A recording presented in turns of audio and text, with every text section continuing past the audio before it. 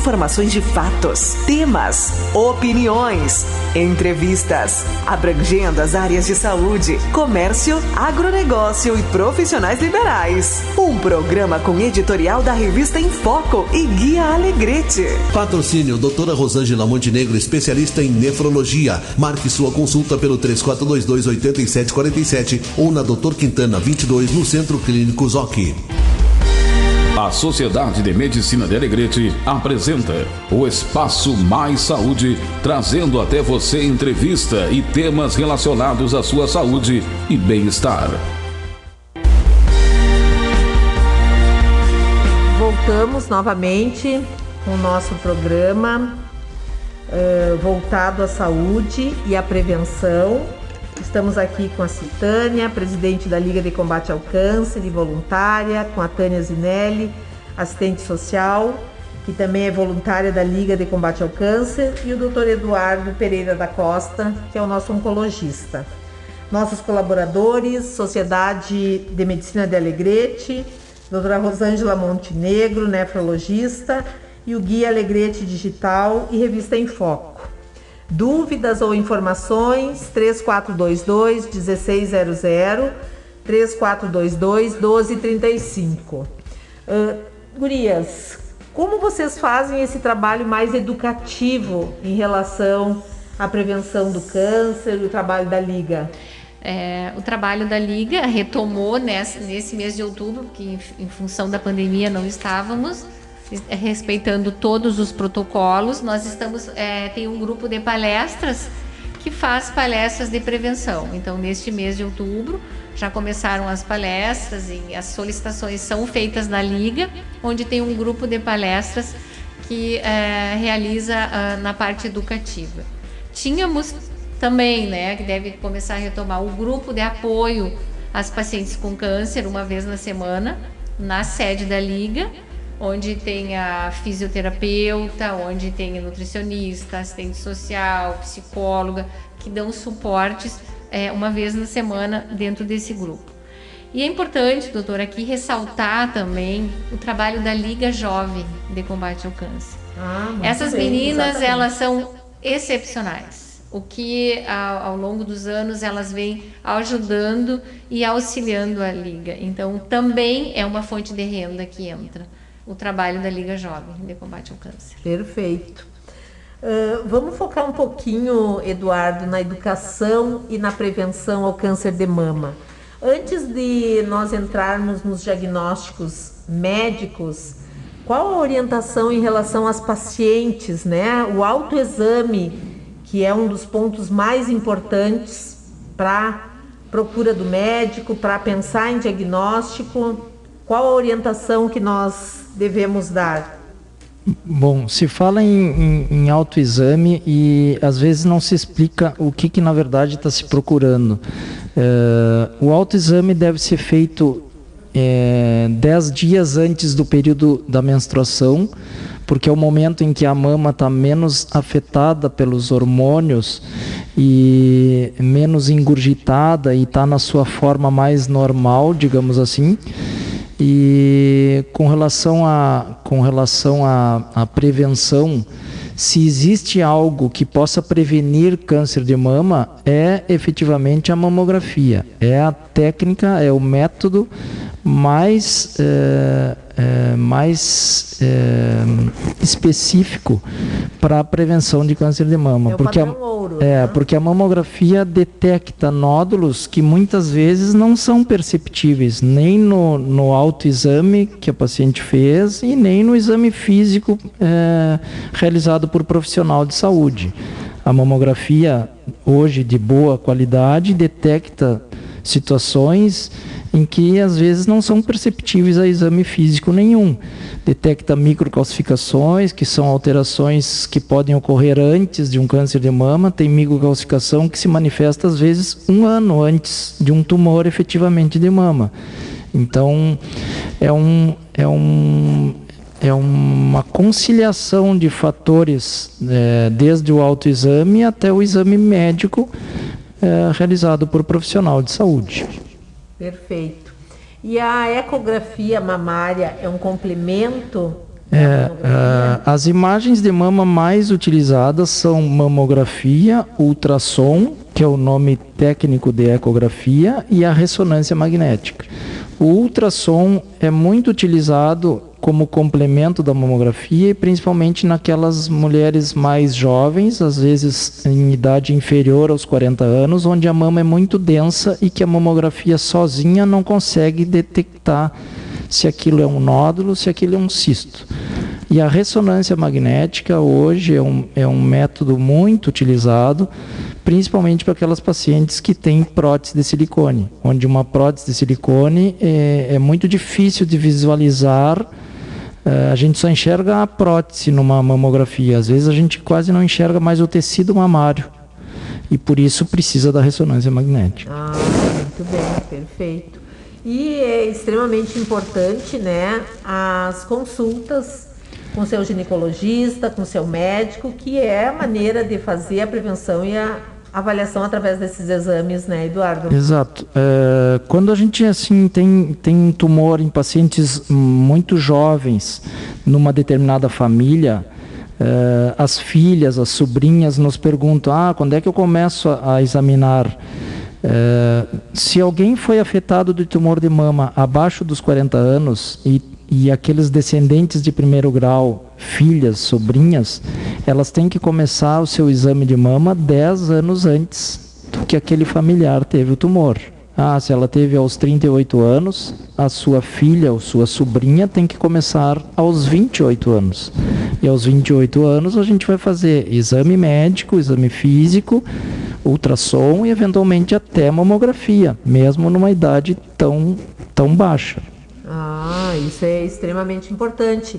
Por isso que, assim, qualquer consulta, a gente, além da queixa do paciente, a gente faz todos os antecedentes pessoais e familiares, né? Isso faz parte da consulta médica, e um histórico de câncer de mama faz muita diferença, então, no caso de uma paciente. Né? Existem aquelas situações, até em outros programas a gente já falou aqui, que essa manifestação de algum sintoma diferente que persiste ao longo de 30 dias, que tem que ser investigado.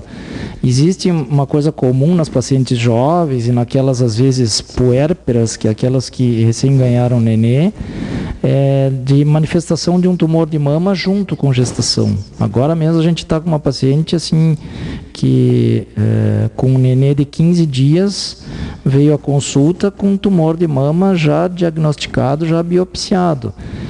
E esse tumor cresceu no último trimestre da gestação. Até por causa das alterações hormonais. E isso às vezes se confunde muito. Não, quando começar a amamentar vai melhorar, vai passar dor, vai desinchar a mama. E na verdade tinha um tumor associado. Então tem situações, né, que fogem muito da rotina normal, que seria a mamografia aos 50 anos. Não, isso afetou uma pessoa que ganhou nenê antes dos 40 anos. Isso aí é um dado bastante relevante, né? E, gurias, sempre que se faz um trabalho com uma doença que é temida, que a gente sempre procura, faz todas as avaliações, sempre com temor, né? E quando é dado esse diagnóstico, vocês trabalham muito também com o lado de apoio emocional, apoio psicológico dessas pacientes, como eu diria assim, um ombro, né? Para escutar, para ouvir aquele assim, por que eu, por que comigo, aquelas coisas todas. E eu acho que isso é importante, né? A gente colocar aqui. O impacto da pessoa, o saber que está com câncer, ele é muito alto. A gente observa isso, e muitas pessoas, quando chegam com diagnóstico, na liga para fazer o cadastro, para começar a pedir auxílio, muitas pessoas têm dificuldade de dizer que estão com câncer. Isso estou com aquela doença. Então, realmente, o cuidar desta pessoa, o emocional dessa pessoa, ele tem que ter um amparo, né? Então, aí é que entra porque acolher todos nós podemos, né? Todos nós. Aí vai entrar uma psicóloga para auxílio, mas nesse momento todos nós, com com solidariedade, com empatia, como né, a doutora mesmo falou, um ombro amigo. Isso tudo faz parte. Porque muitas pessoas com câncer têm um contexto familiar por trás. E às vezes, e infelizmente, muitas vezes o companheiro acaba se afastando. Né? Vários tumores, enfim, que as pessoas têm, a gente observa que elas falam depois que há o afastamento do companheiro. E realmente, então, além do adoecimento, além do câncer, tem toda uma questão familiar, social por trás disso. Sim, é um problema a mais, uma situação em que tu tem várias contextos ali. Exatamente, né? Vários problemas para sempre no dia a dia lutar e resolver. Né? A perda do cabelo, por mais que seja a perda do cabelo, hoje eu e o doutor Eduardo conversávamos sobre isso lá, a perda do cabelo é simples, perde um cabelo diante da extensão da doença, mas é a tua autoestima.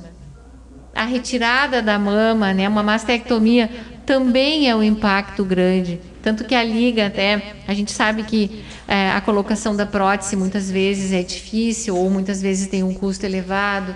A liga faz as próteses de mama com painço, a Helena até que faz e torra no micro e depois monta. Ela é perfeita, coloca por dentro do sutiã, porque também é dolorido, né? Na hora que tu vai cuidar, né? A hora que tu vai fazer o teu cuidado, tu também vê que tu tá sem a mama. Então, sempre são coisas que a gente pode dizer diante da extensão da doença. Mas isso também é a autoestima da pessoa. Sim. Mas hoje, Eduardo, o tratamento da paciente que é mastectomizada inclui junto, ela recebeu uma prótese, né? No sistema público? Não é tão simples assim. O Ministério da Saúde diz que todos têm direito. Exatamente. Só que efetivamente, na prática, um número muito pequeno de pessoas consegue chegar num serviço universitário, que é onde tem cirurgiões plásticos à disposição na rede pública, para conseguir fazer a sua reconstrução. E a reconstrução, via de regra, envolve no mínimo 3 cirurgias, em sequências ao longo de quase um ano. Muitos pacientes desistem na primeira cirurgia. Elas fazem a primeira e depois não completam a reconstrução. Não fazem areola e mamilo. Então, não é uma coisa assim tão simples. Tem direito. O Ministério da Saúde diz que as pessoas têm direito. Só que na prática... né? E isso a gente já tinha falado lá antes. Por isso que assim, é fundamental o diagnóstico precoce. É fundamental a mamografia anual. Por quê? Porque quando eu descubro um tumor de 1, 2 centímetros, essa paciente dificilmente vai fazer mastectomia. Ela vai fazer hoje uma nodulectomia, que é uma cirurgia menor. Eu tiro praticamente só a doença, fica toda a mama. Essa paciente tem que complementar com químio, com radioterapia, mas ela não vai fazer a mastectomia se ela descobrir precocemente. Agora, quando eu descubro um tumor maior, que pega a região central da mama, assim, essa acaba fazendo mastectomia. Com a evolução dos tempos, assim, quando a gente começou no serviço de Uruguaiana há 28 anos atrás, se fazia muita mastectomia. E quando a gente de lá saiu, há 2 anos, 3 anos, assim, o índice de mastectomia era muito menor, porque começou a se fazer diagnóstico muito mais precoce. E isso, assim, ajuda na autoestima, porque a paciente que não faz mastectomia encara a doença de uma outra maneira. A paciente que tem acolhimento da família, tem uma situação muito melhor, porque assim, isso é uma coisa fundamental no tratamento. A pessoa tem que entender no que ela vai passar e por que ela precisa tratar, porque na verdade muitas vezes o tratamento é só preventivo. A doença que ela tinha, ela já tirou no ato cirúrgico. Ela está fazendo lá um tratamento para que a doença não volte. Isso em algumas situações, né? Então, o acolhimento, essa questão da liga é uma coisa muito, muito, muito importante. É isso que faz com que alguns tratamentos tenham total efetividade e outros não. Porque a pessoa não entende, porque a família não entende, porque o companheiro abandonou. existe um índice de abandono dos companheiros em torno de 50% a 60% nas pacientes jovens. Esse abandono ocorre do início ao fim do tratamento. Ao longo de 2, 3 anos, a paciente começa a vir sozinha e, não, pois é, doutor. É que eles não aguentam. É isso que a gente ouve. Isso é observado. Na verdade, assim, se a gente pensar, dá para te conseguir ter uma visão e uma relação do porquê que afeta quando perde o cabelo, né? Quando tem que fazer uma mastectomia, porque até então, além de modificar a tua autoestima, né? Tu ainda consegue passar, porque tu mesmo falaste, né, Tânia, que as pacientes chegam, eu tô com aquela doença. Então tu não tem sinais que mostram para os outros a tua doença, porque tu tem que estar muito bem trabalhado, muito bem preparado para fazer isso que o Eduardo está dizendo, saber do seu diagnóstico todos os passos para chegar lá no final e dizer, eu estou curada. E eu acho que esse ano a gente teve 2 exemplos assim, que as pessoas, as mulheres podem se dar conta que nós temos um poder, uma força interior para passar por situações e sair vitoriosas lá na frente, que eu acho que foi ali assim, aquelas apresentadoras do Jornal do Almoço, a Cristina Ranzolin e aquela outra do esporte, Globo Esporte, Alice Bastos Neves, exatamente, que assim, em momento algum, elas, com diagnóstico de câncer de mama, independente da situação, né, elas saíram, deixaram de trabalhar, deixaram de colocar a visão dela, a Alice, então, mais ainda, porque ela se permitiu chegar. Eu optei por ficar sem cabelo, estou sem cabelo, vim aqui. Eu acho que aquilo ali foi um exemplo, assim, de força, né? É claro que tem uma família por trás, tem toda uma situação, mas é isso que a gente tem que colocar para as pessoas, que no momento em que tu tem um amparo, que tu tem uma ajuda profissional, que tu tem um pessoal tipo assim, o trabalho que é feito pela Liga e uma família que te dá apoio, tu tem que acreditar que tu vai ter um resultado positivo na frente e levar isso como meta, né, para fazer que seja o menor danoso possível para essa paciente. Eu acho que isso é extremamente importante, né, gurias? Isso é importante, sim.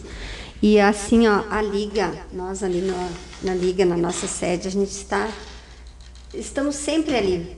Quando alguém precisar, pode contar com a gente. Nós temos, que nem a Tânia falou, tem psicólogo para auxiliar, tem nutricionista.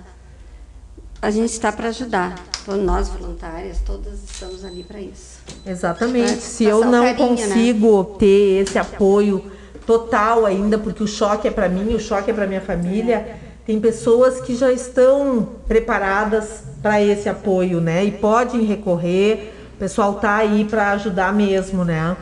É isso a grande vantagem de hoje a gente ter o serviço de oncologia dentro da cidade.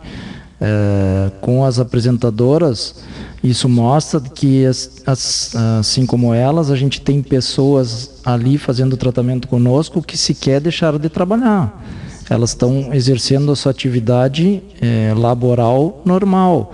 Tem pessoas que fazem químio ali conosco, sai dali à 1h e às 6h está lá jogando pado. Perfeito. Então, isso é uma coisa que é uma realidade nova para nós. Isso a gente não tinha. E isso mostra que, assim, que a gente tem que quebrar tabus. E que, assim, que o tratamento está aí, hoje é mais disponível. E a gente tem que encarar o tratamento como, né, como uma forma de se livrar dessa doença. E que tem tratamento. Que hoje tem tratamento. E outra situação, né, Eduardo? Se eu consigo, como tu falaste, vou lá, faço a químio e estou jogando pádel, estou trabalhando, eu não fico em casa, doente, que não faz nada agora, que não pode fazer, né? A minha cabeça, com certeza, vai ter uma ajuda muito grande. Sim. Porque o teu pensamento, aquele teu sensação de bem-estar e não de incapacidade, faz ajudar muito. Eu acho que isso, com o serviço de oncologia, a gente teve um grande avanço na nossa cidade, né? Muito. Hoje, Com olhando certeza. lá, e todas as, né, às vezes as manhãs eu vou lá, olhando as pessoas sentadas, a ambiência, né, tá lindo tudo, o serviço. Quanto é confortável, ainda falei para o doutor Eduardo, as pessoas estão aqui, daqui a pouco elas estão em casa, né? Não tem que se deslocar para esse serviço. Né? E fundamental assim a humanização, né? A forma como a gente atende as pessoas e tal, e faz com que aquilo que parecia horrível se tornar uma coisa bem normal. Essa sensação que a gente tem quando olha os pacientes tranquilos, né? E depois a gente ainda tem, né, além do Outubro Rosa, em 27 de novembro, o Dia Mundial da Luta contra o Câncer de Mama. É isso? Sim. Né? Então nós temos um mês todo para chamar a atenção da importância do diagnóstico precoce, e o Eduardo já mostrou para nós o quanto isso já fez diferença para as pacientes, e agora com o nosso serviço de oncologia aqui mais ainda. E ainda temos um dia específico para lembrar que nós temos que combater o câncer de mama. Para fazer esse chamamento, que as pessoas se toquem, se olhem, né, para dentro, se observem, que procure o seu médico qualquer alteração, né, que não deixe isso ficar perdido, né, que vença o medo. Que acredito que o medo ele prevalece muito, mas tem que vencer esse medo, porque qualquer alteração ela se faz necessário, é com o médico que nós vamos tirar nossas dúvidas. Outra coisa importante é a maneira da prevenção geral de qualquer doença, né, Eduardo? Acho que nós temos que ressaltar aqui, enquanto a preocupação com a saúde, hábitos saudáveis, né, atividades físicas, eu acho que tem uma série de pontos que também são importantes nós ressaltarmos para as pessoas, que não só para o câncer de mama, mas para qualquer patologia a gente consegue fazer prevenção, né? Exercícios físicos regulares, evitar o excesso de bebidas alcoólicas, tabagismo, né? E a gente também tem que reforçar o quanto é importante a amamentação na prevenção. Né? A gente está sempre insistindo na Exatamente. maternidade. Então, além de todos os pontos positivos da amamentação, a gente tem mais um lado que é voltado à prevenção da vida saudável, né? Sim, tanto para a criança quanto a gestação e a amamentação são fatores que diminuem o risco para tumor de mama. Exatamente, olha aí, ó. Então, mais um ponto quando a gente coloca para as mães o quão importante é nós sermos fortes e irmos em relação à amamentação, que às vezes no início é um pouco difícil, mas temos até um benefício materno em relação à amamentação. E esses pontos todos que nós estamos colocando, eu gostaria que a Citânia, já que nós estamos quase no final do nosso horário, colocasse os números das contas, PIX, como que as pessoas podem fazer para se associar na Liga, e vamos fazer uma campanha para aumentar o número de sócios da Liga, para a gente conseguir ajudar mais pessoas. A nos ajudar, né? Eu vou passar o banco, os bancos, nós temos 3 bancos, a Sicredi, o Banrisul e o Banco do Brasil. Pode passar. A Sicredi, agência 0523, a conta 30665, dígito 6.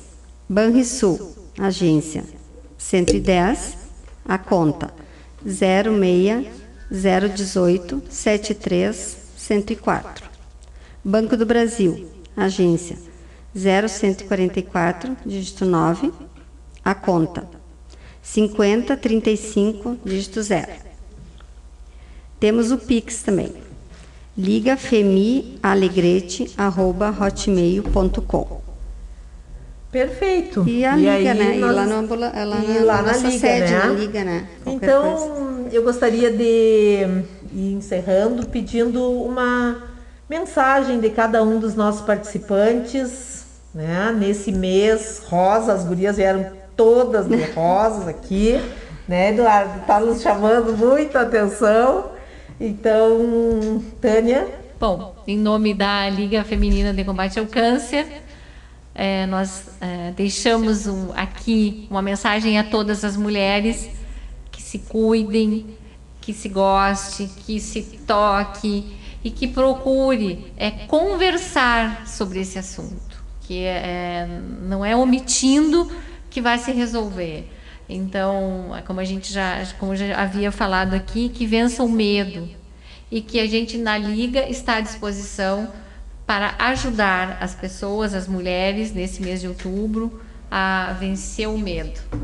Procure seu médico, faça o autocuidado da mama, que ele pode ser feito no banho, né, doutor Eduardo, que ele pode, as mulheres podem fazer esse cuidado. E que vamos, né, todas sejam felizes e que esse cuidado seja o ano inteiro e que reforce no mês de outubro. Perfeito. Citânia? Também eu falo, se cuide, né? Minha mensagem é para se cuidar, se tocar, procurar ajuda e que nós estamos lá na Liga para auxiliar e ajudar. Muito bem. Doutor Eduardo?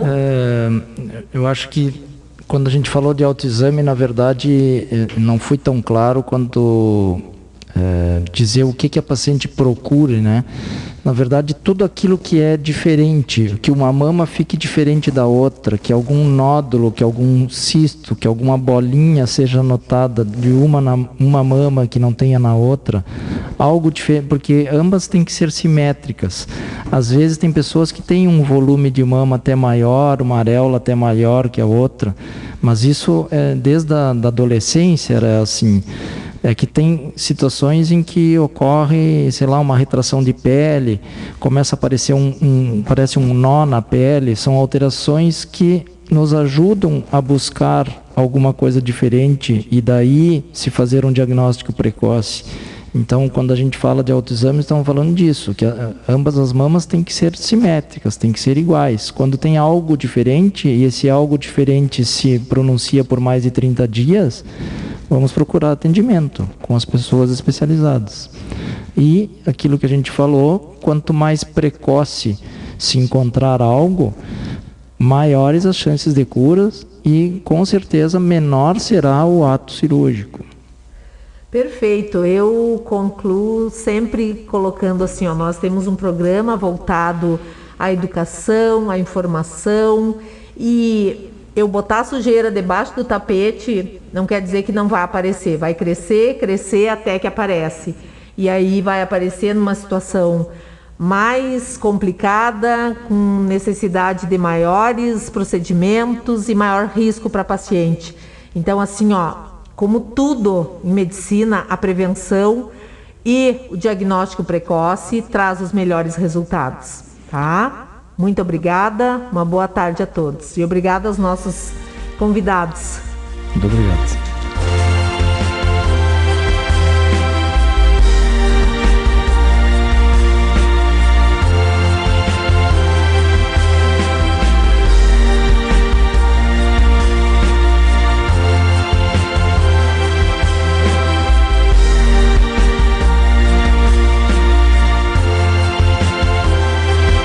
Agora é hora de dar um giro nas principais notícias do Brasil e do mundo. Giro Notícias News. O Facebook divulgou nota no final da noite da última segunda informando que o apagão global de mais de 6 horas em suas redes, que incluem o WhatsApp e o Instagram, foi uma falha interna, um defeito durante a alteração em suas configurações. A plataforma informou também que não houve um ataque hacker nem vazamento de dados de usuários. De acordo com o Facebook, a falha ocorreu durante uma mudança numa estrutura que coordena o tráfego entre seus centros de dados, o que gerou um efeito cascata que interrompeu a comunicação e fez com que outros centros fossem afetados. O Facebook também utilizou a nota para pedir desculpas aos usuários pelo apagão. A qualquer momento tem mais. Giro Notícias News. Fique ligado. Você está ouvindo 590 kHz. Somos Rádio Tia Alegrete, a rádio que é apaixonada por você. Continue ligado, vem aí a próxima atração.